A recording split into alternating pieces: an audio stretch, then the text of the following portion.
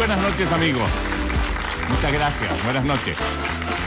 ¿Saben? Hoy día se están celebrando las Úrsulas y los Celindos. Así que le deseamos muy feliz día a don Andrés Celindo, que era su segundo nombre y que lo había tenido oculto por muchos años. Úrsulo. Ah, Úrsulo. Ah, eso nos informaron mal. Él es Chelindo, no Celindo. Por eso que vino con corbata, ¿eh? Atención. Claro, sí, nos ha llamado muchísimo la atención también. Úrsulo Celindo, Úrsulo Celindo Rillón. alias André. Ya, muy bien. Felicitaciones de todas maneras, por ambos lados. ¿Cómo por ambos lados? No, por ambos lados, por los dos nombres, por lo de Úrsulo y por No, pero se llama Babor y Estribor. Evitemos los equívocos. Bueno, hoy se cumplen 20 años justos desde que nuestro insigne poeta Pablo Neruda recibiera el Premio Nobel de Literatura. Y hoy están de cumpleaños emisoras amigas, la Radio Pudahuel FM y Agricultura. Y mañana Radio Chilena cumple 69 años de vida, que es en realidad la radioemisora más antigua del país. Y el 26 del presente celebra un aniversario más, Radio Colocor. Bueno, vamos de inmediato a comenzar la conversa, porque si no, don Domingo Durán, que llegó justo para entrar al programa, después dice usted que no, aquí no se conversa nada y que no se conversa bastante poco, en realidad, y ahora tendríamos que aprovechar a conversar bastante. Quiero explicar que estoy muy sofocado, porque como he pasado a ser persona importante, me invitaron a La Moneda, a la avenida de nuestros compatriotas, Vigi, Durán, Neumann y Kohl. Ya, soy suizo, no soy alemán. ¿No? Suizo. Ah, bien, pero te encontraba acá en Alemania. Pero la parte antigua que la parte suiza donde se habla alemán. Así que me tuve que esperar, y en realidad ha sido una proeza, ¿eh? El chofer que nos trajo, 4 minutos y medio de La Moneda aquí. Será de un circo. Debe ser del circo aquí al Canal 13. Oye, pero se vino con escolta, entonces usted con que la habrían No, así nomás, reutamente. El chofer, qué estupendo el chofer, ¿eh? Y me maquillaron en el auto. Y entonces las personas que estaban afuera no se podían explicar porque venían, encendía la luz y pintorrejeando. Creo que venían pintorrejeando algún muerto o algo así, porque se quedaban así mirando. Menos mal que no era una limusina, aunque habría parecido féretro, la carroza. Sí. Muy bien. Nuestro primer invitado de esta noche es un hombre. Nuestro primer invitado de la noche es un hombre introvertido, con un gran mundo propio. Dice que no le gusta hablar mucho de su trabajo en la casa y no tolera tampoco que se le hable de su casa en el trabajo. Él se levanta muy temprano, almuerza todos los días en su hogar, sale a trotar exactamente a la misma hora, practica las delta, andinismo y equitación. Tiene 42 años. Buenas noches, Hernán Vigi Buck. Buenas noches. Y bienvenido a nuestro programa. Muchas gracias. Hacía tiempo que no lo veníamos, no por lo el canal por acá, ¿no? Así ¿Sí? Es, hace tiempo que no estaba con ustedes. Y es verdad que yo estaba esperando, estoy muy silenciosa, estoy observando, en plan de observadora. Bien. Es verdad toda la mística o todo lo que se dice de usted con respecto a su alimentación, de yogur, de frutas, de jugos, de agua, nada de grasa, nada de sal, nada de condimento. Mira, ya se han hecho tantas bromas sobre eso. ¿Pero es verdad? Salgo a la calle y me hablan de eso. ¿Y es verdad? Pero lo que hay de verdad es que trato de comer sano. Pero nada, no tengo ninguna religión al respecto. Algunos dicen, este señor tiene una religión propia. No es así. Lo que quiero hacer siempre es evitar comidas pesadas y poder vivir más tranquilo gracias a eso. Pero no hay ¿Y nada cuando especial. viaja, cuando va a países donde la comida... Trato de hacer lo mismo igual. Bueno, cuando uno aprende desde muy niño, quizás adolescente, si uno no quiere beber alcohol, por ejemplo, tiene que aprender a decir que no desea, que no, a pesar de que muchas veces le insistan, ¿eh? Al final uno se acostumbra a hacerlo y no lo hace simplemente por obligación, y explica a las personas que no es una manera de atenderlo. Lo mismo sucede fuera de Chile, uno tiene que hacer lo mismo si tiene una manera de ser, explicarla y la entienden más rápido que lo que uno imagina. Por lo menos uno tiene que mantener su posición. ¿Hernán y toda la familia tiene esta mala costumbre? No, hay de todo, como en todas las familias. Pero hay algunos que compensan por la mala costumbre de algunos. No, así es, pues, así es que dice, pero uno por uno. Yo vengo a comerme un chancho arriba de un cerro aquí en Colina. No sabe lo que se ha perdido usted, ¿eh? Pero ahora salió otro. Uno compensa, sabe que hay chistes sobre eso, ¿no? No. A ver, pues sí. no. Son para cochinos. a propósito de la televisión. Ahora salió a trotar antes de ir al programa. Que se ha perdido, ¿no? Ahora salió a trotar antes de venir al programa y le pasó una anécdota, nos contaba fuera de pantalla. A propósito de la corrida. De la corrida. No, siempre cuando salgo a trotar pasan cosas interesantes o divertidas y de todo. Como les decía, a veces me da no sé qué contarlas, pero hay gente que recuerda y no creo que es difícil que se olvide del tema de la campaña presidencial y cosas como esa. Entonces, siempre hay una talla o una broma al respecto, ¿no? O a veces lo paran y le hacen una pregunta de la comida, te regalo un yogur, por ejemplo. U otras, ¿no es cierto? Como diciendo... corre más rápido que te va a pillar el pato. Entonces, pero hoy día escuché, me dijeron esa, corre más rápido que te va a pillar el pato, y otro contestó, no te preocupes, si lo vamos a hacer cazuela porque estamos muertos de hambre. Entonces, realmente ya se pone seria. Entonces, es verdad, a veces hay que correr mucho más rápido. Y uno va palpando, le digo sinceramente, va palpando el grado de percepción de la gente, o sea, en el sentido... No, pero tú sabrías que correr más lento para la engorda. Claro, como para la engorda del pato. No, del corredor. Del corredor. Oiga, Hernán, ¿por qué no le explica usted a nuestros telespectadores qué hace, por ejemplo, un chileno como usted, que es ingeniero civil, que fue titulado en la Universidad de Chile? ¿Qué hace cuando va a Checoslovaquia o a Polonia? Usted acaba de llegar de estos países y presta consejos a esos países que hasta hace muy poco tenían una economía socialista, estaban detrás de la cortina de hierro, su único partido político era el comunista y tenía una economía totalitaria. ¿De qué les habla? ¿Con quién habla? ¿Cómo lo hace? Primero, hay un grupo de gente bastante preparada en esos países. Hay gente que ha tenido la capacidad en breve tiempo, o algunos dicen de mucho tiempo, ¿no? Sobre todo en países como Checoslovaquia, que tienen una tradición larga de haber sido líderes culturales en muchas cosas. Y existe gente preparada, uno se sorprende a veces de lo preparada que son personas que están ahí y que conocen cuál es la economía occidental y en qué están ellos, en transformar su propia situación económica y social. En los temas económicos y sociales donde obviamente yo puedo darles a ellos más antecedentes. Lo que interesa en esto no es dar recetas, sino que darles antecedentes. Y Chile vivió un proceso en el cual, después de haber estado cada vez más intervenida la economía por el Estado, revirtió ese proceso. Y eso hace que en el mundo esto sea útil para quienes están tratando de hacer algo similar. Ahora, el grado de estatismo en esta economía era mucho más grande que el chileno. Y por lo tanto, hay cosas básicas que a veces faltan allá, como acá nunca pensamos siquiera que faltaban leyes básicas, que cómo se vende o se compra una casa, por ejemplo. Obviamente en estos países incluso se ha tratado de sepultar eso a través de un periodo largo de años y tienen que revivir incluso eso. Y eso los lleva a situaciones como qué hacen con las viviendas, algunas que tenían dueños antes de estos regímenes. Y así anécdotas curiosas, dicen, bueno, vamos a devolver la vivienda a los dueños anteriores. Entonces no falta uno que dice, bueno, pero las vamos a devolver y estas algunas tenían deudas. Un tema muy conocido acá en Chile, ¿no es cierto? Si tenían deudas, ahora las vamos a devolver sin deuda. Sí. Entonces, bueno, parece como ilegítimo devolverle a alguien la vivienda sin deuda, pero si uno lo piensa bien no es así, después de 40 años, ¿no es cierto?, de haberle usado la vivienda a la persona, lo mínimo que se puede hacer es que se la entreguen, quizás deteriorada, pero sin la deuda. Entonces, este es el tipo de cosas, hasta detalles, ¿no es cierto?, en que uno va viendo que el grado de percepción y conocimiento de estas personas es interesante, es adecuado, y para mí resulta tremendamente atractivo. Ahora, las experiencias de Chile son riquísimas. Yo quiero hacerle una pequeña pregunta, porque uno no se debe quedar con nada dentro.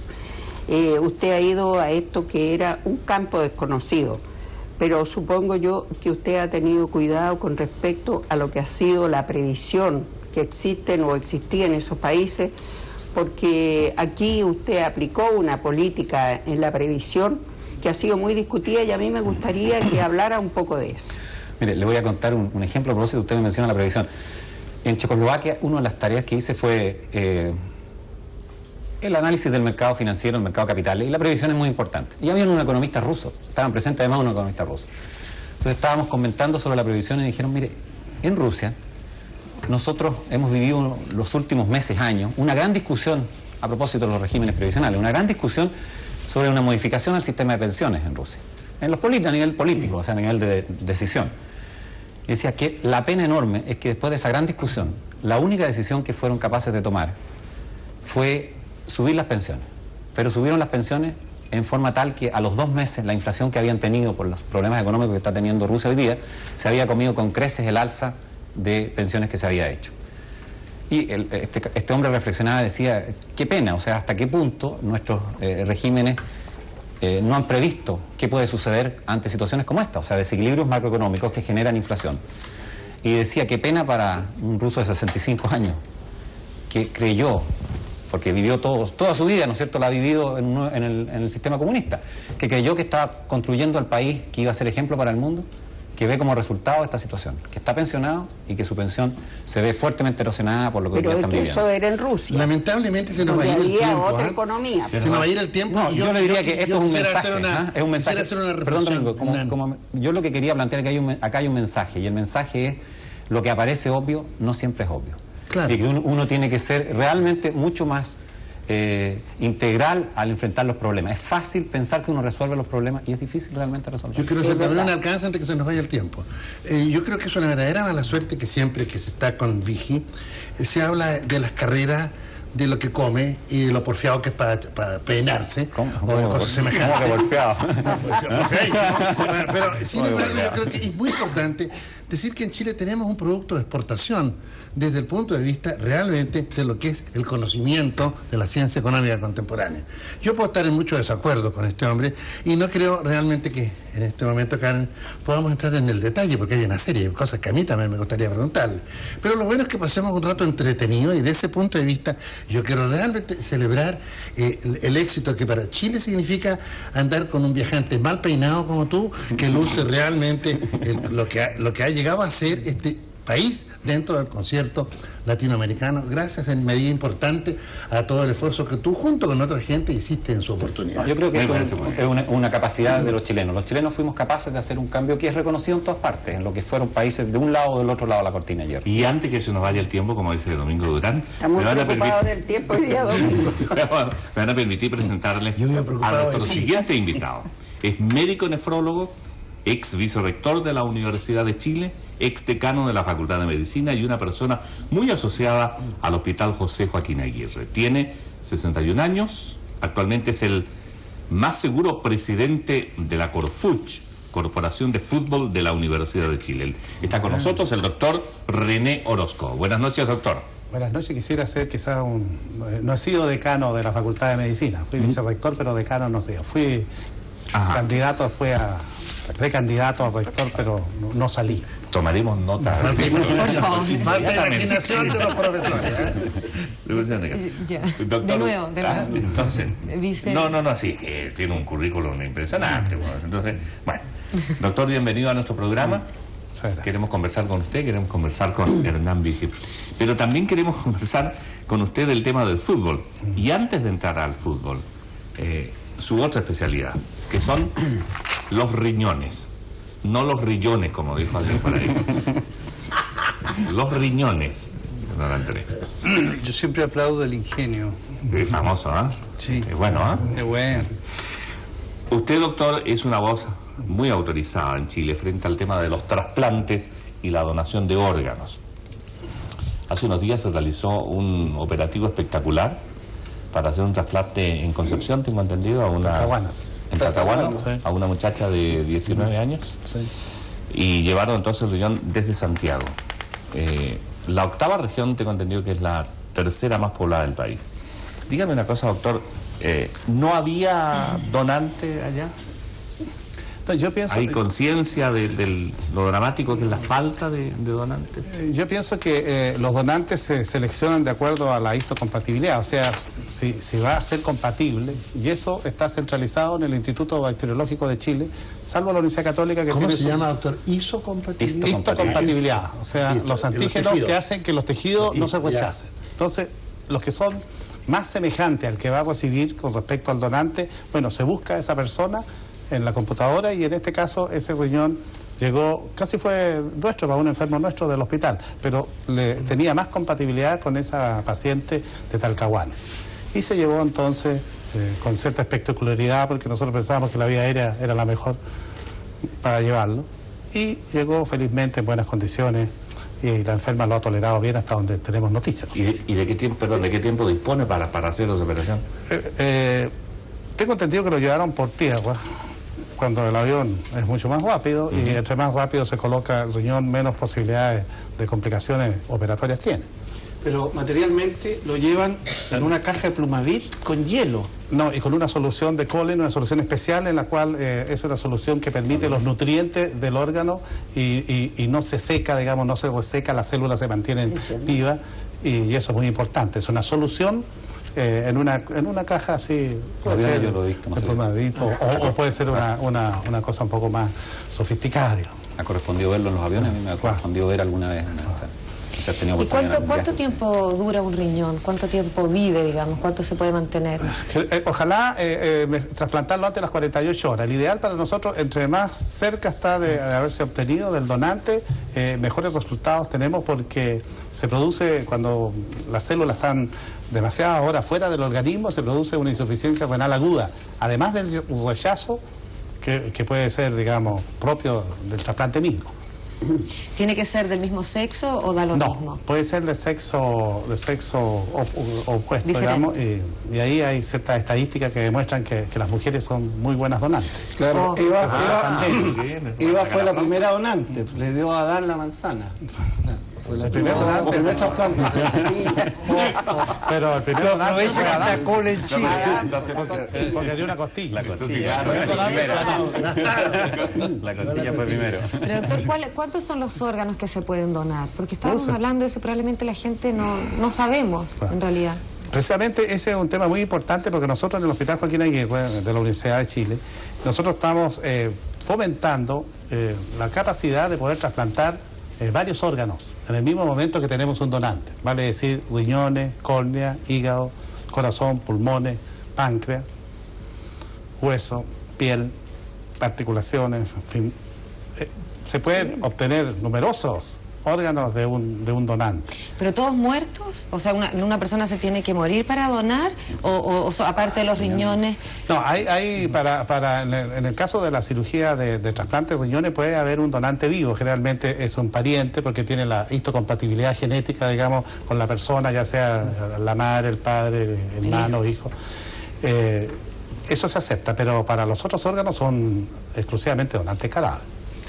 Tengo entendido, doctor, que desde que Cristian Barnard hizo el primer trasplante de corazón, que duró muy poco el paciente, creo que 18 días, claro, se ha progresado mucho en las drogas para combatir el rechazo. Claro. Ya hay una droga en la década del 70, la ciclosporina, que es la verdadera solución a los rechazos de los órganos. Nosotros el primer trasplante lo hicimos en el Hospital Joaquín Aguirre el año 66, que fue con un donante cadáver, y el segundo trasplante el año 68, en enero del 68, con un donante vivo. Era un riñón libre, que se llama. Una persona que tenía el uréter enfermo con una tumoración, se le sacó el riñón con el uréter, y aprovechamos entonces ese riñón libre hacia un enfermo. Y en ese momento teníamos nosotros, las drogas, la metilprednisolona, que es la droga que se usa, y el Imuran, con una posibilidad de rechazo bastante alta. En la ciclosporina cambió todo el aspecto de trasplante. Empezó a modificarse la situación de rechazo, y empezaron a disminuir, que es lo más importante para nosotros, las complicaciones infecciosas. Porque las otras drogas bajaban tanto la inmunidad que era muy fácil que cualquier infección se sobreagregara. En cambio, la ciclosporina interviene más en la inmunidad celular que en la inmunidad humoral, digamos. Yo te quería preguntar, algo un poquito, que lo hablamos un momentito antes de sentarnos acá. ¿Cuándo está muerta una persona? Trasplante de cerebro. Por suerte, Andrés, imagínate si trasplantaran el tuyo. Oiga, ¿cuándo está muerta una persona? ¿En qué minuto un médico decide sacarle alguna de las partes? Supongamos que yo quiero donar todo lo que usted dijo. ¿En qué minuto, cuando yo hay me varios muera? Interesados. A ver, ¿qué me sacaría usted don Domingo? Mis riñones son chiquititos. ¿Qué? No le sirven mis riñones a usted. No, ¿y quién está pesando los riñones? Nadie ha pensado en tus riñones. Nadie ha pensado en tus riñones. Pero por Dios, no se puede. Si fueras española, como decía Tito Pollo, sería muy codiciado, porque esos serían riñones al Jerez. Oiga, ¿cuándo? Cámbiate. ¿Usted me entiende? ¿Cuándo está muerta una persona?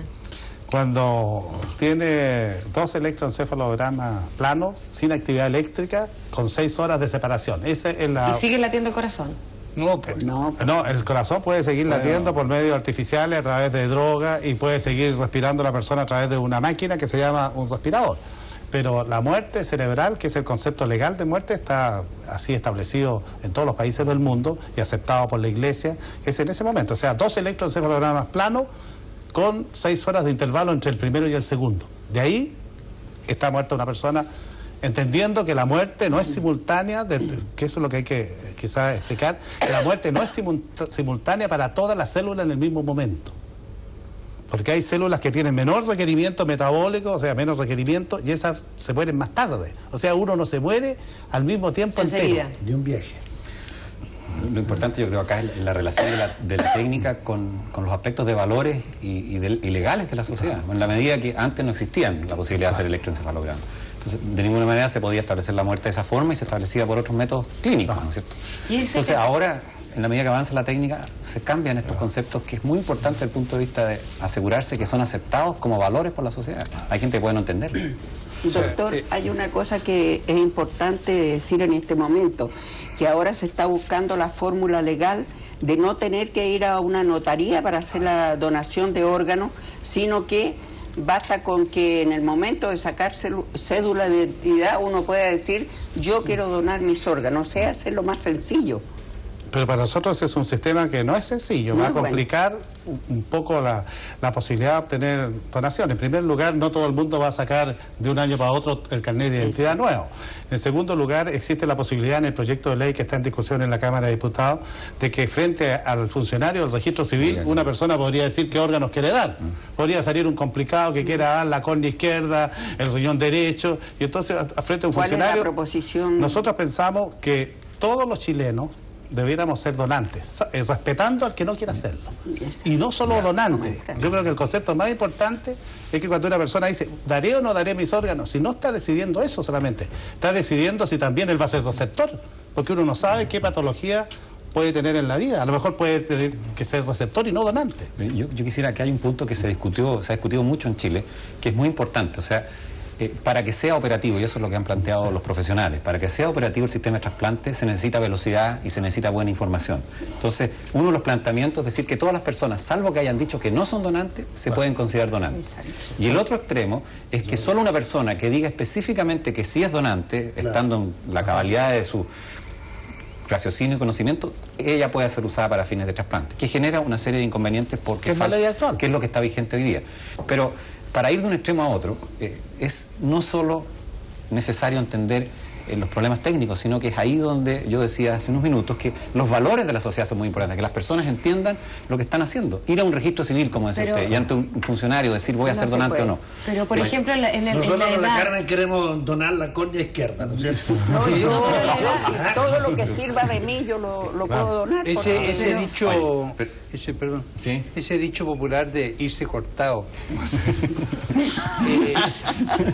es bien relativo. Se va por parte, digamos. Se ha cortado por parte. No se va entero de una vez. Se ha cortado por pedazos. Claro. No es cortar el... Oye, con el doctor y con Hernán Vigio vamos a ir alternando esta conversación. Sí. Y Hernán, usted cuando fue candidato a presidente de la República, me imagino que tuvo en las encuestas un instrumento de gran valor, que lo quiero llevar a un tema de las encuestas. ¿Fue efectivo eso, sí o no? Yo creo que en las encuestas sirven para mucho, depende de las preguntas que usted haga y cómo las sepa interpretar. Sí. Ahora, son útiles si es que sabe usarlas. Es como alguien decía de los computadores, digamos. En Estados Unidos existe una frase incluso, que no es muy fácil en castellano, pero los computadores son tan buenos como lo que uno les coloque. O sea, si uno les coloca basura, sale basura. Claro. Y eso mismo pasa con las encuestas. O sea, si uno hace las preguntas inadecuadas y no sabe lo que está haciendo, es inútil lo que usted dice. ¿Sabe por qué, Hernán? Porque, bueno, aquí en televisión hay muchos programas de televisión, noticiarios, etcétera, que utilizan esto de las encuestas como respaldo periodístico o barómetro de la opinión pública. Nosotros inventamos una mentira realmente gigantesca, que la mentira consiste en lo siguiente: se le dijo a la gente que en el centro de Santiago se iba a poner en práctica la restricción peatonal. ¿Ya? Con el carnet de identidad. O sea, que algunos días de la semana uno no iba a poder circular por el centro según los dígitos finales que terminaba su carnet. Es medio absurdo, como increíble, ¿no es cierto? Es como para la risa. Pero ojalá que no haya que ponerla nunca. No, yo espero que no. Es que lo increíble es lo que sucedió cuando se hizo la encuesta que la hizo nuestro inefable periodista, ahijado suyo, futuro premio Nobel, don Patricio Oñate, en el Paseo Humada. Veamos. Mañana entra en vigencia la restricción peatonal. La medida tiene como objetivo disminuir la gran cantidad de público que transita diariamente por las calles del centro de Santiago. Se controlará con el último dígito del carnet de identidad. Está súper bueno, una idea súper genial, porque así podemos andar todos con más facilidad. Porque ahora, como por ejemplo, yo voy caminando y ando chocando, pues tengo que estar pidiendo permiso y más con la guagua. Yo me parece bien, todo lo que sea control en cuanto a seguridad y a bienestar de la gente, yo estoy de acuerdo. Es una buena idea. Peatonal. Siempre todo el año se hace lo mismo, pero nunca se llega a algo. Sí, puede ser bueno. Si es para un bien público sería positivo, yo pienso. Yo tengo número de terminación en mi carnet número 2. Que si me corresponde un día tengo que venir a pagar alguna cuenta de resalme. El mío es 7, ¿ya? Y también va a haber problemas. Sería muy difícil controlar esa parte, digamos, no veo que se haga efectivo una cosa así. Para eso hay semáforo, para que uno camine por donde sea. Que a usted se le extravíe el carnet. ¿Cómo le van a aprobar usted? ¿Con qué va a aprobar usted que tiene tal numeración? Deberían tener una credencial las personas que solamente necesitan trabajar. Bueno, pues me sacrificaré y no vendré. No cacho nada, compadre. Estaría bien bueno, porque la gente es muy imprudente en estos casos. Yo no he estudiado esa situación, no tengo conocimiento. Si es que lo han pensado bien, bueno, ojalá que sea efectivo, porque anda mucha gente en el centro, gente que se anda puro paseando. Ay, eso sería bacanudo, jefe. Eso ya sería demasiado, yo creo. Porque por ser yo mismo, yo soy el número 1 y hay hartos que son el número 1. Ahí está mal. Bueno, pues no vienes el día lunes, ¿para qué te hace problema? Yo creo que la gente tiene que recuperar el espacio en las ciudades. Ah, ¿ya comenzó ya? Bueno, vamos a ver qué medida vamos a tomar nosotros. Yo conozco todo de la restricción peatonal en París, pero no en Santiago. Bueno. Carriles por todos lados. Increíble, las respuestas del público son realmente impresionantes. Hay un dicho, preguntas tontas, respuestas tontas. El señor francés lo encontré increíble. Conoce en París, pero no en Santiago. Sí, en París, pero en Santiago no. Aquí hubo más o menos 60 entrevistados. Por cierto que no hubo ninguna muestra técnica. De los 60 se incluyeron una veintena en la encuesta que se acaba de mirar. El objetivo de esta encuesta chueca, estimados amigos, fue hacer ver a nuestros telespectadores que las encuestas de televisión tienen un valor muy relativo. Yo estoy viendo, no me toca mañana, es 5 el mío. Además que coincidan con la de los autos, puede ser, ¿no es cierto? Claro, los dígitos finales. Porque hay mucha gente en el centro. No, yo lo encontré fantástico. En la campaña presidencial del 89, usted se jugó bastante por destacar su vocación independiente y apolítica. ¿No es contradictoria la posición que tiene ahora que se ingresó a la UDI? Yo, durante la campaña, también siempre destaqué el valor de los partidos políticos. Yo era efectivamente independiente, lo he sido toda mi vida. Hay razones como que vienen de muchos años, en que uno, de alguna manera, quizás tenía una especie de recelo respecto a la política y a los políticos, y lo digo sinceramente y no en términos despectivos contra quienes hacían esas tareas. Pero era mi forma de percibir, estoy seguro que era de muchos que vivieron periodos de la historia similares en Chile. Sin embargo, yo siempre destaqué durante la campaña que lo que había que hacer era darle un valor distinto y una forma distinta a la política y a los partidos políticos. Si íbamos a tener una democracia realmente estable, que nos diera seguridades de paz y de progreso a todos, finalmente los partidos políticos iban a tener que jugar un rol especial y tener que ser distintos. Y las personas, los ciudadanos iban a tener que percibir de alguna forma que había un cambio en quienes actuaban en política y sobre todo las instituciones políticas. Y además yo sabía una cosa, en la campaña yo estaba asumiendo un compromiso. Muchas personas estaban confiando en mí y más de 2 millones de chilenos votaron por mí, lo cual para mí significa una tremenda responsabilidad. Una responsabilidad de poder estar a la altura de esa confianza que se depositó en mí. Y como si somos capaces en el futuro de lograr que la política y los políticos den estabilidad, den seguridades de paz y progreso a este país, los verdaderos instrumentos para lograrlo tienen que ser los partidos políticos. Así que finalmente tomé la decisión, para poder representar adecuadamente esa confianza depositada en mí, de ingresar a un partido político, donde creí que podía cooperar mejor, para responder a esa confianza de, realmente, que lo digo con orgullo, de millones de chilenos. ¿Y qué significa hoy en día para usted esa frase de, en algún momento, que fue contradicción vital? Una frase que recorrió, ¿no es cierto?, que fue la que usted ocupó para retirarse de la candidatura en aquel momento. Mire, porque tenía una contradicción como vital. ustedes mostraban recién, las imágenes públicas son mucho más fuertes que lo que uno imagina. Yo quiero destacar primero, no me retiraba de ninguna candidatura, yo no había sido candidato hasta ese minuto. Y estimé muy importante, y sinceramente, y creo por lo demás, y me gustaría que esa sea la actitud de todos, de que la población conociera las propias limitaciones que uno tenía. Mi limitación fundamental era que, teniendo una vocación de servicio público demostrada, yo trabajé muchos años por la función pública, en tareas en las cuales algunos creían que, a propósito, conversando cuando recorre uno la calle, le preguntan tantas cosas, creían que el ministro se hacía rico, por ejemplo. Cosas que, desgraciadamente, es difícil explicar que no, pero para mí significaba un esfuerzo importante hacerlo, lo hacía con mucho gusto.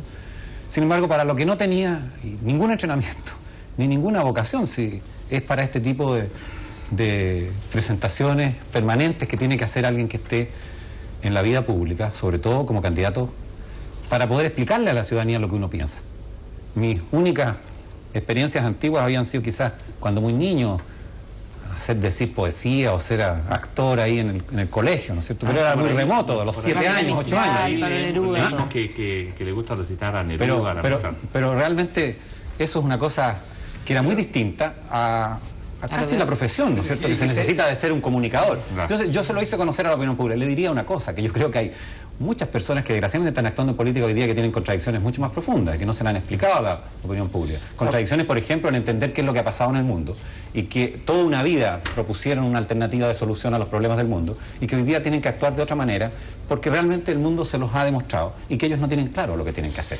Y eso, de ahí nace, realmente, de ahí nacen muchas de las dificultades que tienen los pueblos hoy día, que se les ofrecen cosas que después no se pueden cumplir. Son contradicciones mucho más profundas y mucho más complejas. Señoras, señores, ha llegado el momento. Vamos a seguir conversando con el doctor Orozco, con Hernán Vigi, con los invitados de hoy día. Hay otros invitados también en la tercera y última parte del programa. Pero vamos a saludar a nuestros auspiciadores y les vamos a brindar un regalo. Justamente hoy día, el alcalde de Santiago, don Jaime Rabinet, y el presidente del Rotary Club de Santiago, Roberto Taito, inauguraron la Semana del Niño y este es nuestro saludo musical a los niños. Ay, negra, mira, búscate un catete. Muñeca me tomó con insulina. Vestido tengo el rostro de amarillo. Me subió bilirrubina. Me sube la bilirrubina. Ay, me sube la bilirrubina. Cuando te mire no me mira. Ay, cuando te mira no me mira. Y no le quita la pirina. No. Suena con penicilina. Es un arma que contamina. Me subió a bilirrubina.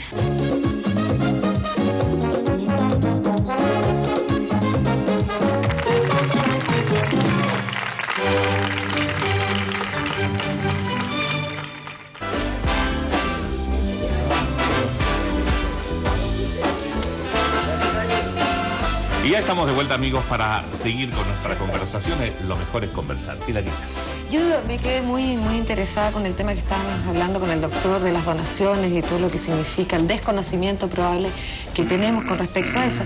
Sin embargo, ¿es cierto, es verídico que el Instituto Médico Legal está facultado para extraer los órganos de los cadáveres N y N no reclamados?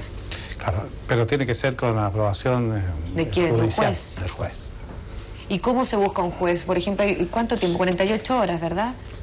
No, digamos... un cadáver no reclamado, ¿cuánto tiempo? No, puede ser incluso la donación antes, si la persona no tiene parientes que se puedan ubicar en un plazo prudente, un par de horas, 2 o 3 horas, y el juez autoriza la donación, podría obtenerse de esa manera riñones u otros órganos, en esas condiciones. O sea, pero siempre con autorización, tanto del médico legista, que actúa en representación del Ministerio de Justicia, y el tribunal. Doctor, pero luego que se da la autorización hay que proceder a hacer el trasplante. ¿Es efectivo que nuestro país cuenta con técnicas médicas a nivel mundial para trasplantes de órganos como el corazón, el hígado, el riñón, el páncreas, o trasplantes de tejido, como puede ser las córneas y la médula ósea, y que el gran problema es encontrar los donantes? Sí, yo pienso que las técnicas todavía habría que, en algunos de los trasplantes habría que quizá perfeccionarlas un poco mejor, pero lo más grave es exactamente lo que dice. O sea, no hay una cantidad de donantes adecuados. Y voy a poner solo un ejemplo. En este año solamente se han podido trasplantar en Chile 26 riñones, siendo que el promedio normal en los años anteriores era 120, 140 por año. Y eso porque se produjo una retracción en la donación por opiniones que han salido publicadas y que el público la ha interpretado, yo diría, equivocadamente. ¿Por qué no aceptan la donación de gente viva?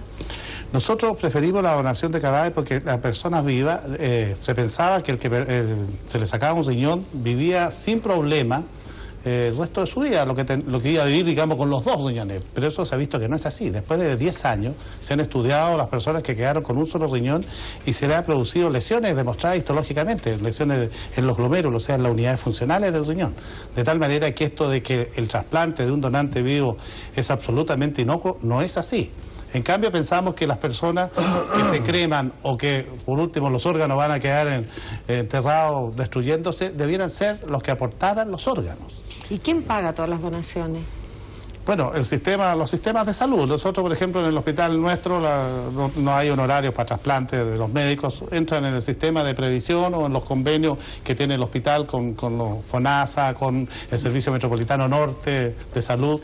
Paga el sistema de salud, diría, o los sistemas. ¿Y cómo recomendaría usted una campaña hacia el público para hacer más amplias las donaciones de órganos? Yo pienso que esto es un concepto de solidaridad. Hay que entender que cuando uno dice yo voy a donar, puede ser que done, pero puede hacer que también sea un receptor. Exacto. O sea, eso es lo primero. Eso es lo primero que hay que entender, que uno puede ser donante o receptor. Claro. ¿Usted sería partidario que existiese un organismo como en Estados Unidos que se llama Red Unida para Compartir Órganos, UNOS, en la sigla, que regulara el tráfico de órganos dentro del país? Sí, yo pienso que debiera haber de hecho hay ahora el Instituto de Salud Pública en cuanto a la tipificación, y perfectamente podría haber un organismo formado por especialistas que distribuyese los órganos, porque ese es un punto que yo creo que habría que tener mucho cuidado en una legislación, de tal manera que los órganos fuesen por una lista de prioridad y no por otros intereses. Claro. Eso es fundamental, porque a veces la gente tiene la percepción de que los pobres son los que son donantes para que los ricos tengan órganos. Claro. A mí me lo han dicho numerosas personas. Y dígame una cosa, usted habla de que el donante puede ser receptor, o sea que si una persona no quiere ser donante, ¿no puede ser receptor? No. ¿Y qué determina, si por ejemplo, supongamos que a mí me toca un trasplante de corazón dije, ¿quién decide por mí que puedo recibir otro? ¿Quién decide por mí que puedo ser receptor? Nosotros. No, claro. Yo creo que... A nosotros. Porque todo va en función al que quiere dar, pero ¿qué pasa con el que recibe que está inconsciente y a lo mejor no quiere recibir un órgano? Y sobre externo? todo si tiene una glomerulonefritis química difusa, doctor. Polarizar. Glomerulonefritis isquémica difusa. De los profesores Polarizar. Está hablando en ruso, ¿no, Domingo? Ese es el término que usó Polarizar en 1904. Esto es lo que se llama cultura general. No, es bien importante ese punto. Escuche, es bien importante lo que yo anoto. Hay que entender que las indicaciones en la salud las dan los médicos. Si cuando los legisladores pretenden entrar, como se pretende, a decir este puede recibir o no, eso se tiene que dictar las normas legales que favorezcan la donación. Ahora, la indicación de ser receptor la da el equipo médico que está atendiendo a una persona determinada. Y lo que se puede hacer por la sociedad es tener orden de prioridad. O sea que si hay en un momento determinado 10 personas que necesitan un corazón, bueno, habrá una orden de prioridad que no puede ser por factor económico. En eso nosotros queremos dejar muy enfático eso. Por ejemplo, con todo el tema del SIDA, con todo lo que significa la transfusión de sangre, inclusive en Estados Unidos a través de la donación hubo un caso, ¿no es cierto?, Claro, donde al ser receptor una persona de un órgano, no recuerdo cuál en este momento, tenía el que donó el SIDA recién incubado, digamos, no sé cómo se dice. No detectable. Claro. No detectable. Puede ser. Y al recibir el órgano, ¿no es cierto?, la persona recibió el órgano, pero se agarró el SIDA. Mala suerte. En Chile se hizo de otra manera, no lo podemos decir aquí. Sí, de acuerdo. Eso puede suceder. Pero por eso digo... Y hay casos en que se ha traspasado la hepatitis B. Y hay incluso ahí una serie de demandas. A mí me tocó ser citado, digamos, como experto en esto por un juez. O sea, es evidente. Pero una persona que necesita un trasplante de órgano, en general si es corazón, por ejemplo, hígado, está en condiciones de pre-muerte. De tal manera que si el SIDA se le desarrolla en 5 años, ya tiene una sobrevida justificada, lo cual no significa que no tenga que tomar uno las medidas de precaución. ¿Cómo citado por un juez? O sea, que casi me lo meten preso. No. Como técnico para dar la opinión en un caso que está con un juicio civil, en Semanente, y que afecta a un hospital muy importante de nuestro país. Como me siento amigo suyo, quise aclararlo. Informe de perito. Y ni me preguntaron, sencillamente me llegó 20 preguntas y después, como yo estaba en vacaciones, a los 10 días me llegó ya con orden ya perentoria que las contestara. Peligroso, casi tan peligroso como ser ministro de Hacienda. A propósito de ministro de Hacienda, Dan Vigi es un economista, un técnico. Su gestión como ministro de Hacienda fue bastante exitosa, lo que le valió ser candidato a la presidencia de la República. Hoy muchos hablan y dicen que hay una candidatura o una posible candidatura de Alejandro Foxley, que también es ministro de Hacienda. ¿Qué opina Dan Vigi de este cuadro y una aparente pérdida de valor de los políticos propiamente tal? Yo diría que Chile está viviendo otro tipo de proceso, que está esperando y creando nuevos líderes desde el punto de vista de la opinión pública. Es lo natural que suceda en una situación como la nuestra, en que se inició un régimen normal democrático, en el cual personas que antes no habían estado en la figuración pública comienzan a estar para irse formando un prestigio y un conocimiento, no solo por el público en general, sino que también por quienes tienen opiniones respetables en instituciones como partidos políticos u otras instituciones. Yo realmente lo que creo que debe pasar, y lo natural, siendo consecuente con lo que mencionaba hace unos minutos respecto a los partidos políticos, lo natural es que tienen que formarse en una forma más sólida y con una nueva perspectiva partidos políticos y personas que representen adecuadamente a la opinión pública. Hemos tenido presidentes en Chile como Jorge Alessandri, ¿no es cierto?, que tuvo un origen también técnico, que en ese tiempo él no era ni miembro de ningún partido político, pero ya esa generación, de alguna forma, es una generación que no está con nosotros, o si está, obviamente tiene que darle el pase a las nuevas generaciones. Yo quería pasar ahora a atacar un tema con el doctor. ¿Yo le puedo hacer la última pregunta a él con respecto a las candidaturas? Sí, claro. Bueno, ¿Usted volvería a ser candidato a la presidencia en el 93? Si se dan las condiciones, sí. Los guasos decimos si no a según. A según. Se dan las condiciones, sí. Yo le voy como graficarle. Yo he tenido la oportunidad de estar en contacto con muchas personas en temas que antes no me interesaban. Obviamente nunca me había interesado ser candidato a la presidencia antes de serlo, de modo que ahora he mirado con otros ojos a personas que sí han tenido interés. En una oportunidad, no hace mucho tiempo, una conversación con el presidente de Uruguay, el presidente Lacalle, nació naturalmente. Le decía, mire, yo he querido ser presidente desde que tengo 15 años, prácticamente que tenía uso de razón, y su vida había estado centrada alrededor de lograrlo, y a mí me parece muy legítimo. Yo no he tenido ese pensamiento, ni me he puesto esa meta, ni la tengo ahora. Pero yo fui candidato a la presidencia de la República, tuve una función importante en Chile, estoy orgulloso de la función que tuve. Y realmente, si se dan las condiciones y es útil para el país, voy a ser candidato. ¿Y senador? Vale lo mismo. Claro. ¿Sí? ¿Y alcalde? ¿Y alcalde? Claro. Puede ser algo así también. Algo así. Eso sería bonito, andaría corriendo con estrellitas. O Deán de la Catedral Metropolitana. Deán de la Catedral, pero creo que no es católico, ¿no? Si no me equivoco. Yo fui educado como cristiano. y tengo mucho respeto por la religión católica. No he sido observante de la religión católica en este momento. Sin embargo, sinceramente, intento regirme en lo personal por los principios que se me inculcaron desde niño. Los principios cristianos.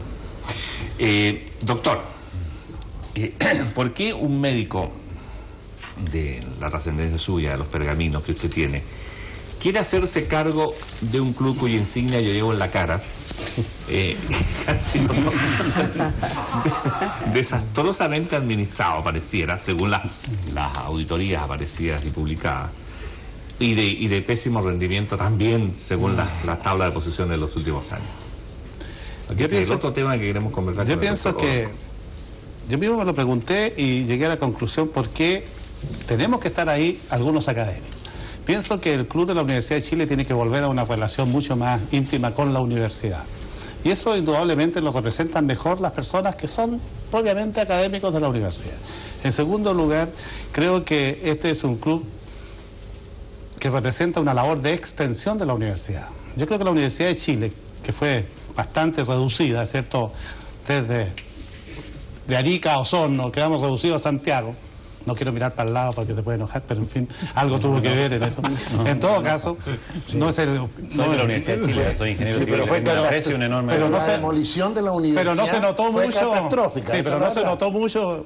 No quiero volver a ese tema. Pero no se notó mucho. La tengo en el corazón. 6 años estudié en la escuela de ingeniería. Los de la ULA defendimos y todo Chile lo presenció. Bueno, nosotros pensamos que la Universidad de Chile tiene labor de extensión.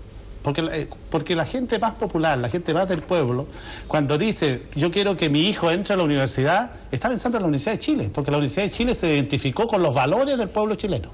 Y esos valores están representados desde que nació la República de Chile.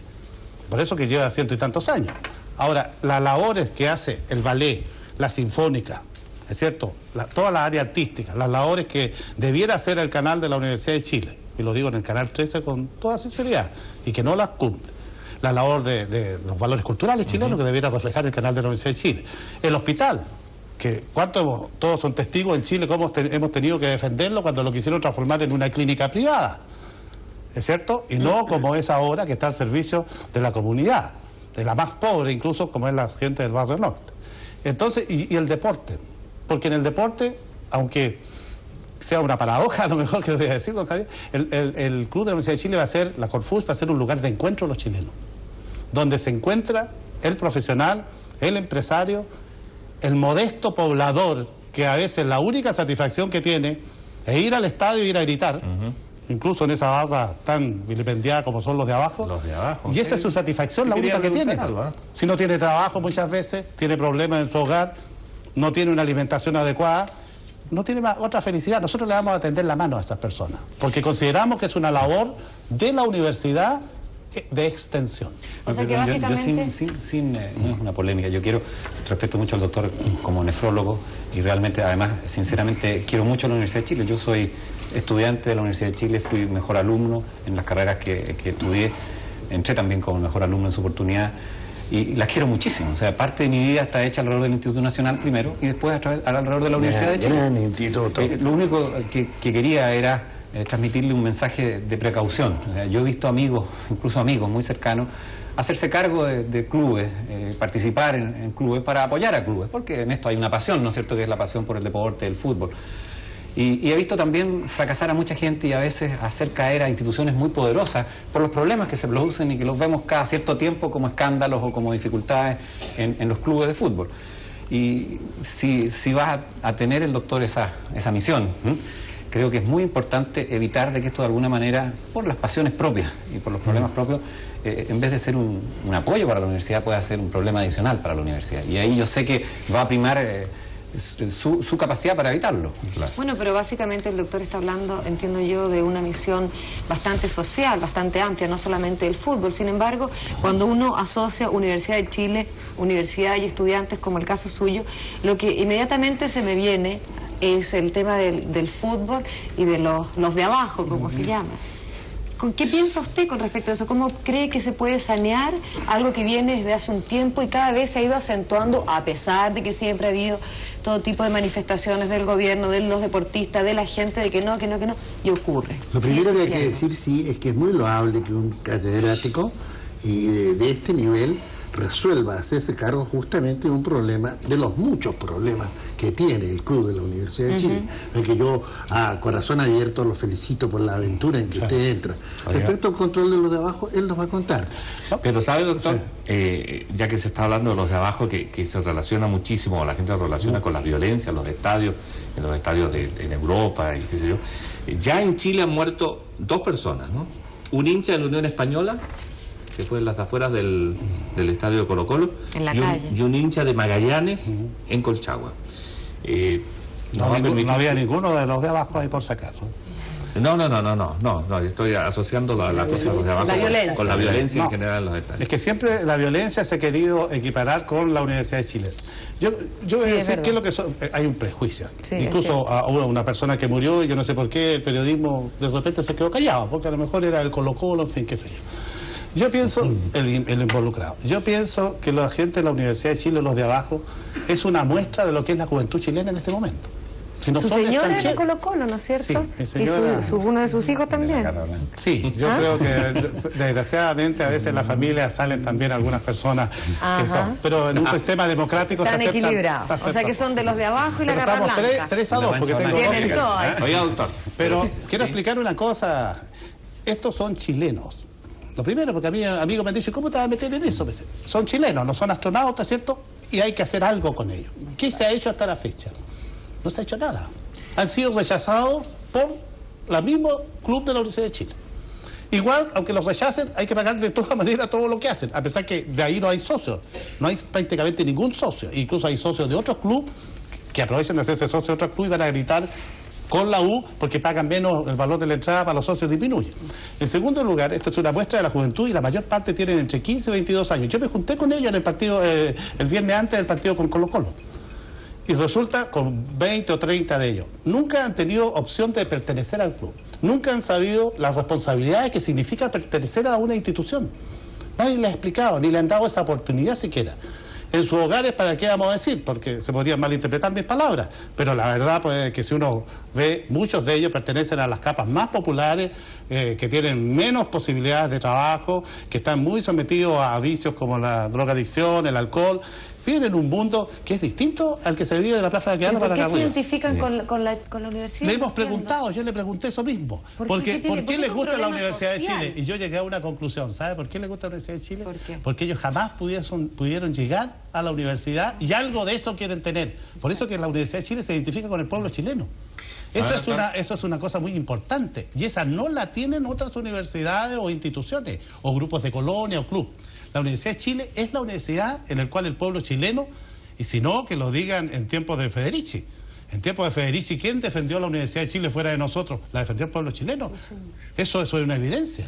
Oiga, doctor, nosotros que nos va a permitir que le ayudemos en su próxima gestión como futuro presidente de la U. El problema que a continuación se va a ver en el reportaje que realizó el periodista Roberto Apud es con uno de los temas más recurrentes. Lo vamos a ver ahora. Esta es una página negra en la historia del fútbol. Los protagonistas no son los jugadores del Liverpool ni del Juventus. Son estos hinchas ingleses, los famosos hooligans, que enloquecidos agreden a los italianos. Es la tragedia de Heysel en Bélgica. ¿Era necesario llegar a esto para que el fútbol y los hinchas ingleses recibieran un castigo drástico? Pesadilla hecha realidad. 39 muertos y más de 400 heridos. En 1979 las barras chilenas copian de los ingleses los cánticos e incorporan banderas gigantes y bocinas. Esto ha cambiado, la verdad es que de la fiesta del colorido se ha transformado en la agresividad verbal, en la agresividad física, y esto obviamente trae como consecuencia peligro para la gente que va al deporte, y esa no era nuestra intención. La fiesta del fútbol chileno cambió. La violencia pasó a convertirse en algo habitual. Pero, ¿qué explicación puede tener este comportamiento entre gente que se supone ama el deporte? Creo que hay un consumo excesivo de drogas en el estadio, concretamente alcohol y marihuana. También es claro y evidente que hay mucho lumpen que está infiltrado dentro de esta gente y que aprovechan toda ocasión que tienen, mejor dicho, para descargar todas sus bajas pasiones y arrastrar con esto al resto de la gente que va a en otro plan.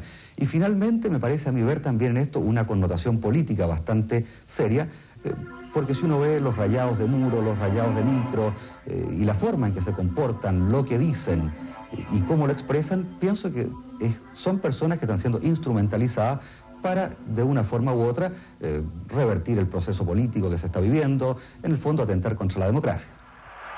Las graderías se han convertido en verdaderos campos de batalla. Agresiones físicas y destrucción originados por barras enardecidas, principalmente las denominadas Garra Blanca y los de abajo. Primero, la barra de los de abajo no pertenece a Universidad de Chile. Segundo, no son socios de Universidad de Chile. Por lo tanto, Universidad de Chile no tiene ninguna responsabilidad con esta gente. Cuarto, nosotros en múltiples declaraciones públicas hemos condenado los actos vandálicos de esta gente. O sea, yo te digo, creo que la posición nuestra es muy clara como directorio. En 1990 la Garra Blanca actuó con mucha violencia y fue expulsada del club. No obstante, queremos reconocer que en 1991 ha actuado bastante mejor. Yo pienso que ha habido también cambios dentro de la dirección de la Garra Blanca que permiten que hoy día su comportamiento sea bastante más moderado, no siendo aún lo ideal. A mí me dicen que la Garra Blanca son inocentes, si esto lo hicieron ellos. ¿O creen que nosotros vinimos a hacer tira a nuestra sede? No, si fue la gente de Colo-Colo. Pedradas, bombas molotov, todo esto. Entonces, bueno, ¿quién responde por esto? Pero el vandalismo de las barras ha salido de los estadios, provocando destrozos como en este Metrotren, prácticamente arrasado por la barra de los de abajo. ¿Qué medidas entonces está tomando el gobierno para prevenir estos actos delictuales? Para prevenirlo hay tres factores que inciden. El legislativo, se envía una ley. El preventivo policial, contar con las fuerzas policiales, y el que pueden aportar los propios organizadores del espectáculo. En este caso, los clubes deportivos, que no pueden tolerar barras que se sabe de antemano que van a cometer destrozos o desmanes o violencia. Tenemos muchas ideas. Una es la que hicieron hace poco en Argentina, el año pasado, que es cuando pillaban a la gente, digamos, haciendo actos de estos en los estadios, los fichaban y tenían que presentarse todos los domingos en la comisaría tal a la hora que su equipo jugaba. Y yo creo que esto sería una buena fórmula, porque aquí estarían pagando las consecuencias los que arman líos.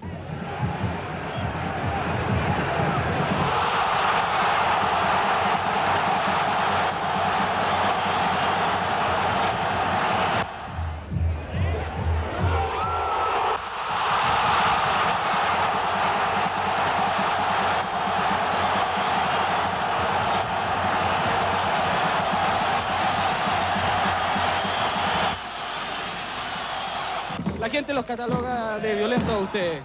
Bueno, la violencia no viene de nosotros, somos una barra que venimos a alentar al equipo. Lo de la violencia viene de afuera. Cuando nos buscan, encuentran, siempre nos provocan, sobre todo los de abajo, somos una hinchada que apoyamos al equipo. Se les acusa de fumar marihuana, de beber alcohol. Bueno, eso sería una mentira, pero tú no lo puedes evitar viendo una masa grande. Eso es de cada uno, de cada conciencia de la persona. Yo no te puedo obligar a ti ni a nadie que fume marihuana. Eso sale de ti nomás. Aquí entra de todo lumpenaje, tú no lo puedes evitar, aquí hay barristas, pero hay barristas de corazón. Quedamos bajo la bandera inglesa. Claro, es un orgullo para mí estar bajo esta bandera, porque somos todos killers. A ti te dicen Hulk y eres el líder. ¿Qué es lo que significa Hulk? Hombre loco, hombre increíble, digamos un hombre que sobrepasa las masas. Digamos un hombre que cuando esté en el monumental salta la reja. Indiscutiblemente, la violencia entre los hinchas del fútbol es algo que está presente. Es un fenómeno social marcado por lo ilógico. Pero lamentablemente estos dos equipos, Colo-Colo y Universidad de Chile, son justamente los que llevan más público a los estadios. Tal vez por eso nadie quiere ponerle el cascabel al gato. Bueno, ahí estaba.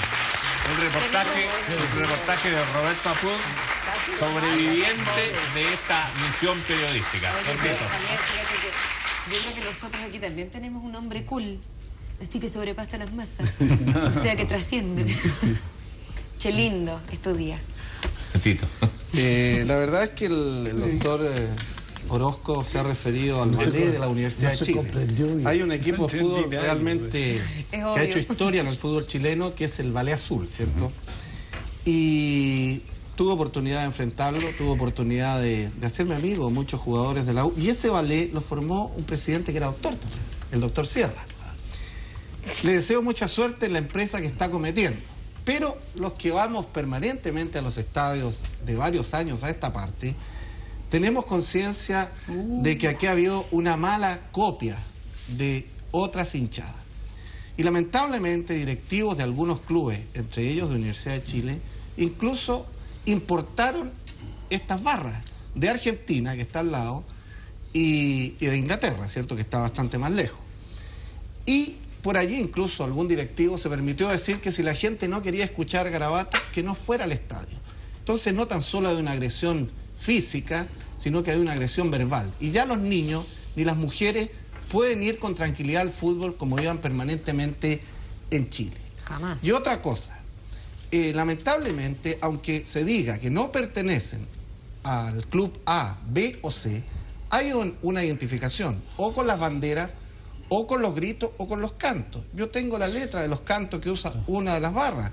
Hay una influencia, por ejemplo, de los Thrasher, hay una influencia de los Guns N' Roses. Escriben con sus letras y tienen una identificación tarde o temprano con una institución.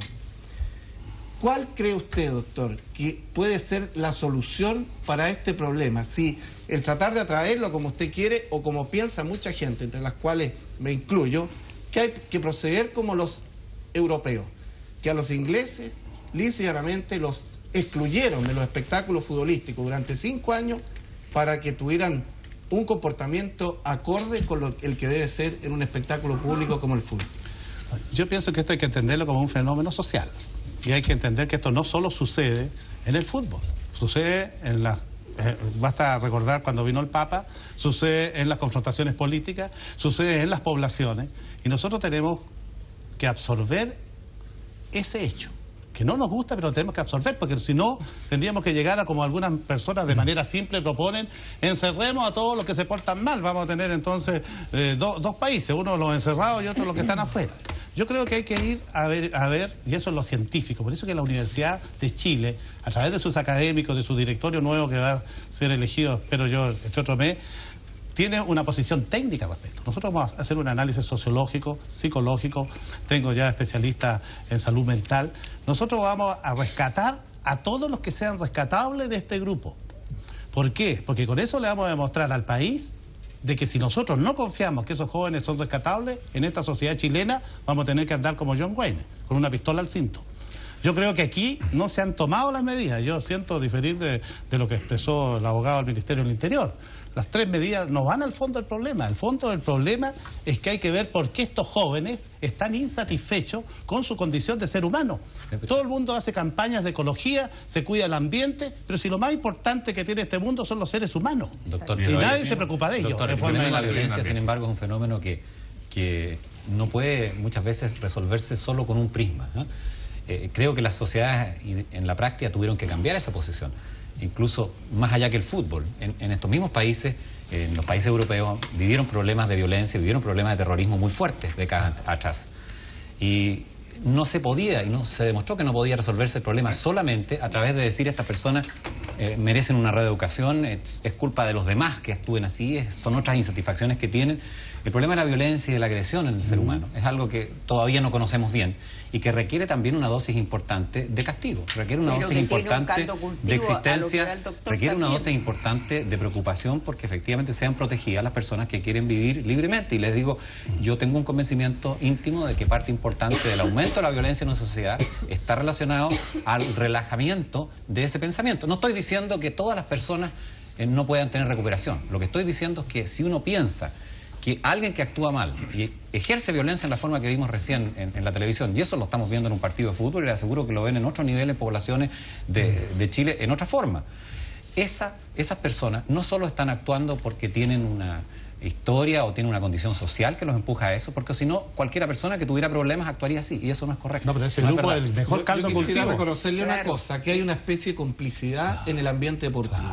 Acá se creó el ganar a cualquier precio, el ocultar el problema hasta que llegó la bola de nieve a tal tamaño que ahora no sabemos cómo parar. Pero no hay contrapunto entre lo que dice el doctor y lo que dice Hernán. En realidad son dos maneras de enfocar el problema. Yo creo que hay punto de vista. el castigo es para el que no es educado. Si no se puede castigar antes de que la persona se le dé la chance de cambiar. No, pero eso es lo primero, pero eso es lo que hace la sociedad. No, pero la sociedad... Si no, una sociedad tendría que estar llena de prisiones. Señores, gracias, Javier, señores, no, el tema da para mucho. En realidad podríamos estar varios lunes conversando sobre este tema. Sería para un programa que se llame Lo mejor es conversar. Claro, un long play de Lo mejor es conversar. Yo quiero agradecer en nombre de todos los panelistas de este programa la presencia del doctor Orozco y de Hernán Vigi. Ha sido muy interesante que estén con nosotros. Luego, en la última parte del programa, pasaremos a otro tema, bastante más liviano, por cierto, con la presencia... ¿Te has dicho que son pesados? No, bastante bien. No, lo que pasa es que ahora viene una cosa más livianilla con Pinto, Paredes y Angulo. Pero antes... ¿Aló? Entonces, lo que le quería decir a Hernán, que al comienzo del programa hablamos de las encuestas, ¿se acuerdan? Ahora hay otra cosa que también se utiliza mucho, que son los retratos hablados, y esos se pueden manipular. Entonces, claro, un testigo que dice, un testigo y dice, el señor tenía el pelo crespo, o tenía el pelo liso o con chasquilla, qué sé yo, y era rubio, y no sé cómo. Entonces ahí, equivocadamente, se hace un retrato mal hablado. Al despedirlo y agradecerle su presencia, no entendí. Vamos a mostrarle. No, si lo que quiere hacer es presentar. Vamos a mostrarle. Oye, el retrato mal hablado, antes de ir a comerciales, de 9 personajes. Véalo, por favor. Señor portero. Buenos días. ¿Cómo está, señor portero? Bien, bastante bien, gracias. Yo también estoy bien, señor portero. ¿Cómo está su señora, sus hijos y el pello, señor portero? Bien, bastante bien. ¿Qué opinas del pato ñaña, señor portero? Oye, ¿qué pasa, muchachos? Hace una hora que los estoy esperando. ¿Por qué no entran? Paremos, jefe, se puso a conversar con el portero. ¿Por qué tienes que conversar con el señor portero, hombre? Pero porque ahí dice bien claro, no pasa sin hablar con el portero. Píchate, vamos. Ahí están, o ahí estaban en ese video, los invitados a la tercera parte de nuestro programa, Pinto, Paredes y Angulo, los actores Eduardo Thompson, Guillermo Bruce y Gilberto Guzmán, a quienes le damos nuestra más cordial bienvenida. Y gracias por acompañarnos en Lo mejor es conversar, muchachos. Gracias. Están apretaditos que están allá. Siempre están juntos. Siempre andamos juntitos. Pero tenemos privilegiada la posición de nosotros en este momento. Estamos frente a Pilar. Entonces hagan el programa con ella, ¿no? Vamos. Dígame una cosa. Señores, espérate un poquito. Yo quiero ir a lo siguiente. Sí. ¿Por qué están los señores acá? Porque ellos trabajan también en el teatro, en revistas. Sí, y el teatro de revistas, que es un heredero chilense de lo que eran, ¿no es cierto?, los vaudeville francés, está realmente en franca desaparición. Apenas un par de revistas en este momento reemplazan a las otras repletos. ¿Usted se acuerda, pues, Andrés?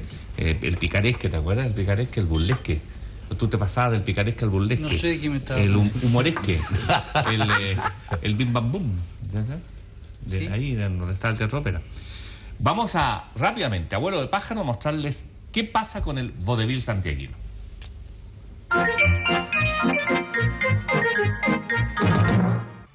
Quienes peinan canas o nada tienen que peinar, recuerdan con nostalgia los teatros de revistas de los años 50 y 60. Las noches en Huérfanos 837 eran sinónimo de plumas, música y belleza en el legendario Bim Bam Boom.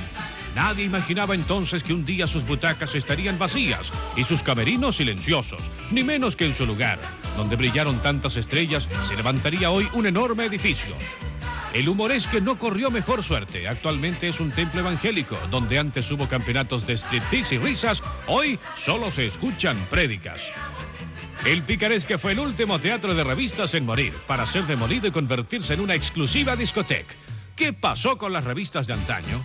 ¿Dónde se fueron las risas? ¿Se apagaron las luces y se cerraron las cortinas?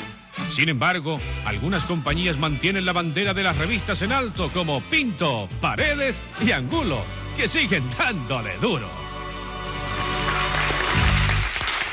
Pinto, Paredes y Angulo. Esa era una de las revistas que podía haber se podía ver hasta ayer en Santiago, porque tengo entendido que ustedes terminaron... Terminamos ayer domingo. En el Teatro Providencia. Eduardo Thompson, tú eres Paredes, ¿no? Paredes, claro. Paredes, sí. Pero ¿no te parece a ti que al público le molesta un poco esa mosca y ese tartamudeo insistente tuyo? ¿No? Mira, la verdad las cosas, yo te voy a explicar, yo soy un actor cómico que usa detalles. Estos pequeños detalles que son pequeños pero grandes, que a la vez sirven para atraer un poco más la atención del telespectador o, digamos, también del que asiste a los teatros. Es más, te digo yo, hace muy poco atrás hice un comercial donde fueron varios actores a presentarse como una prueba y a los ejecutivos de la empresa les gustó como el personaje mío, entonces quedó con eso. No es una forma de apoyarse, no molesta, al contrario. ¿No? Yo uso bastante detalle, por ejemplo, la mosca, la etiqueta colgada, que es el mismo tartamudeo, eso. Es una forma de apoyar el personaje, no creo que haya molestar. ¿Y esa fue creación tuya propia sí, claro. o ustedes trabajan así en equipo? No, o sea... Se me ocurrió a mí buscar, si yo siempre busco un pequeño detalle dentro de los personajes, nada más. No. Busca el detalle para robarse la cámara. Siempre andaba buscando. Soy robón. ¿Usted conoce, Pilar, el personaje Fatiga que hace el polifacético don Gilberto Guzmán? Gracias. Polifacético. Sí, lo he visto. Entonces, ¿cómo crees tú que opinaría el Fatiga de la buena moza que tenemos aquí La verdad de las cosas que ya se me está corriendo la cataplasma que tengo en el pecho con toda mi alma. ¿Qué más querría yo? Tener una Pilarcita así. ¿Y por qué lo mira él cuando hace todo eso sugerir? Porque le sacó los ojos a él. ¿Por qué me preguntó? Pero me tiene que inspirar y se en el está haciendo teatro. Buena esa acotación. ¿Sabes otro de los personajes muy buenos que tenía o que tiene Gilberto Guzmán? Es el del Guasito, ¿no? Don Clorindo. Don Clorindo. ¿Y cómo diría el Guasito? ¿Qué diría el Guasito de Domingo Durán? Me aguaite, Bernaiga, que yo el caso de él, Bernaiga, pues yo sé cómo es el domingo, pues, a caballada, igual que yo, pues, Bernaiga, tuvo problemas algunos últimos, pues, Bernaiga, que... Anda con problemas. Llegaron los caballeros por ahí, Bernaiga. ¿Cómo está tú nomás, pues, vos venimos a reclamar algo nomás, pues? Ay, que Bernaiga, así son las cosas, pues. ¿Y Alfonsito? ¿Tú sabes quién es? Y el otro prohibido. El personaje Alfonsito. El prohibido. Ese, Alfonsito. Ese Alfonsito del caballero. Mira, la verdad de Andrés Rillón. De Andrés Rillón. Tírale un piropo. Mira, Andrés, la verdad de las cosas que toda la gente cree, pero es que nunca han comprendido que yo no es lo que la gente cree. No. Lo que pasa es que yo me crié con mi mamacita y era hijo único, 7 hermanas, fíjese. 7 hermanas, entonces, ¿qué iba a hacer yo? Era el menor, me acostumbré a lo que hacían ellas. Aprendí todo lo que hacían ellas, todas las cosas femeninas. Entonces mi mamá, como a los 15 años, se empezó a preocupar, fíjese, de mí, don Andrés. Entonces me llevaba al médico para ver qué pasaba. El médico me vio y me dijo, salga un rato, señora, yo voy a conversar con su hijo. Y ella le explicó que vivía acá, yo con ella, con 7 hermanas, y bueno, el doctor me preguntó varias cosas y después salió y llamó a mi mamá y le dijo, mire señora, lo que pasa con su hijo es que en realidad no son las hermanas, son hormonas. Son las hermanas, son las hormonas. Oye, ¿qué hace Amigo Guillermo, usted que es el serio del grupo, cuando venía con los Simpsons acá a la compañía de revista, íbamos al Bim Bam Boom. Hay alegría en el Bim Bam Boom. ¿Qué pasa ahora que no hay compañía de revista? ¿Va a morir eso? No, la revista no ha muerto, Tito. Lo que pasa que la revista no se adecuó a las circunstancias actuales, siguieron parámetros antiguos. Por ejemplo, nosotros tenemos una compañía en que siempre estamos tratando de que los sketches sean puntuales, hablamos mucho de política, y eso no se hizo en las compañías antiguas. Ahora lo de serio, Tito, también es que la comicidad es una cosa muy seria, en primer lugar. Sí. Y después yo siempre hago un papel muy serio porque, hablando así como de fútbol, porque yo me quedé en el Chamaco Valdés, en el fútbol, ¿verdad? Y en los noticiarios de Melco y el Parque Cusil. Usted sabía que usted jugó con él, trabajó con él. Y Chamaco Valdés repartía muy bien las pelotas, ¿no es cierto? Las tiraba justo para que usted metiera el gol. Entonces también en el teatro se necesita una persona seria para que ellos hagan muy bien el chiste. ¿Sabes lo que yo creo? Hay una razón más de fondo, que la costumbre y la moral pública sobrepasó el libertinaje, entre comillas, que procuraban las revistas frívolas. Antes la revista frívola era como ir a ver el pecado, ir a ver a la bailarina en bikini, etcétera, cuando no era eso parte de la costumbre masiva. Bueno, hoy día, cuando ocurre lo contrario, quedan cortas las revistas. Pero creo que en eso no es inteligente lo que tú has dicho. Sí. No lo entendieron todos, pero yo comparto tu opinión. Lo que habla don Andrés. ¿Qué está pasando en el Maipo, el Nacional, en Buenos Aires? No tienen, compañeros. Porque ya fueron sobrepasadas. En Francia la subvenciona el Estado. Claro. Bueno, yo afirmo un poco lo que dice don Andrés, porque hay otra cosa, que se empezaron a crear los famosos café toples. Claro. Entonces eso disminuyó el público que iba a ver la revista, lógicamente, porque ya estaban viendo demasiado. Es como la revista de la pobreza, ¿no? Claro. Una etapa de la pobreza, porque las niñas que van a los toples, según tengo entendido, son menores que no deberían por ningún motivo estar ahí, y ese es un problema que tenemos los chilenos, y eso no tiene nada que ver con el vodevil y con la alegría que había en la noche santiaguina de antes. Ahora ustedes qué van a hacer, por ejemplo, terminaron su revista. Terminamos la revista. ¿Qué pasa con eso? Vamos a provincia hasta el 22 de noviembre, porque viene la Teletón, y preparamos en diciembre la revista de enero y febrero en Viña del Mar con la compañía Revista Premier a la cual pertenecemos, que partimos el 3 de enero nosotros ahí en Viña, en la temporada de verano. Una visita este sábado 26, estamos en el Teatro Imperio en Valparaíso. Y tú dijiste una cosa muy seria. Realmente es muy serio ser humorista. Exacto. Realmente, hacer reír cuesta una barbaridad. Hacer llorar cuesta bastante menos. Que yo creo que ustedes, el esfuerzo que hacen es inmenso, y lo estoy mirando como sobreviviente, y qué bueno que sigan sobreviviendo. ¿Cuándo parten por el país? Hacerlo en enero, el 26 ya estamos, como decía Gilberto, en Valparaíso, en el Teatro Imperio. Y después empezamos ya a preparar la revista de enero y febrero en el Teatro Premier de Viña del Mar. ¿Quiénes dirían de actores jóvenes en este momento que se dedican? ¿Fuera de la Pilar? No, yo creo que... Cállate. O sea, ¿quiénes vienen detrás de nosotros? ¿Quiénes vienen detrás de ustedes? Bueno, como las pocas compañías de revistas que hay, desgraciadamente son muy pocos, son como 3 o 4 nomás. Porque hay humoristas que han salido de programas de acá del canal de Sábado Gigante, humoristas nuevos, pero son humoristas, contadores de chistes, no actores cómicos.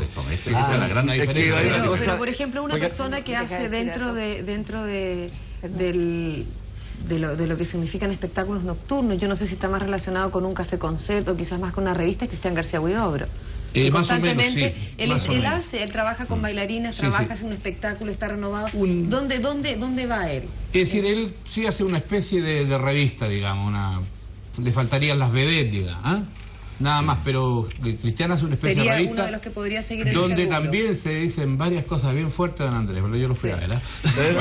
Yo le quería decir mucho más que nosotros. Lo último que decir es el claro, yo preparar un poquito más. Lo que dice Guillermo tiene toda la razón, pero resulta que ser actor cómico es más difícil que ser humorista. El humorista se paró delante de un micrófono, hizo su rutina por todo el país, que se puede estar años y años haciendo la misma rutina. Pero nosotros no, es muy diferente. Nosotros tenemos que actuar, desarrollar, entregar, recibir, entonces muy distinto. Y aprender un libreto. Esa es la diferencia. El contador de chistes lleva un cartapacio con 1500 chistes, y llega a cualquier contrato y le dice, ¿cuál te cuento? De estos 20, estos 30, al escenario. No, pero también hay que tener gracia. El actor humorista tiene que preparar, ensayar, afiatar y encarnar personajes. Y es un proceso más largo. Tú te demoras mucho. Ya. Señores, la hora es, pero ¿qué le digo? Es la hora. Impostergable. Queremos agradecer muy sinceramente la visita de Pinto Paredes de Angulo, que ha sido muy bien recibida, y estoy seguro que el público también estará muy contento. ¿El sábado en Valparaíso? Sí, en Valparaíso. El Teatro Imperio de Valparaíso. Ahí vamos a estar. Muy bien. Aplauso para los humoristas. Con este aplauso nosotros nos vamos. Esperamos que hayan pasado una noche de lunes muy agradable. Lo mejor es conversar y les dejamos cordialmente invitados para la próxima semana a las 21:30. Muchas gracias. Buenas noches.